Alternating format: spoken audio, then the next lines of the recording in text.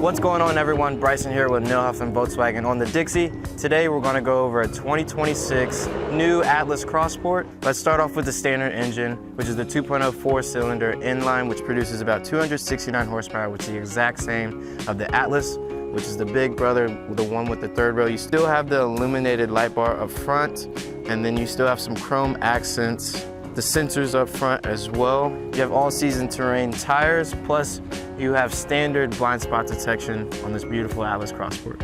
Moving into the cockpit, you have heated steering wheel and standard heated and ventilated seating for the driver and passenger. Plus, you have standard Apple CarPlay and Android Auto, which is wireless.